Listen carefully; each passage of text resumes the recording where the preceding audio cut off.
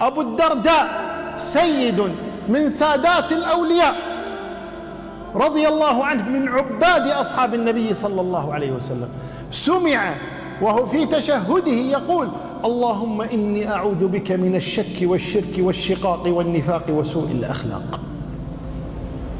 سمعه رجل بجانبه، فلما قضى صلاته قال: ألم أسمعك تقول اللهم إني أعوذ بك من الشك والشرك والشقاق والنفاق وسوء الأخلاق؟ قال: بلى.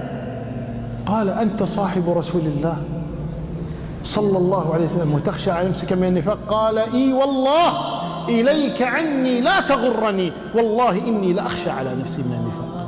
فالولي دائما على وجل، الذين يؤتون ما آتوا وقلوبهم وجلة، مشفق، يخاف أن لا يقبل الله منه العمل.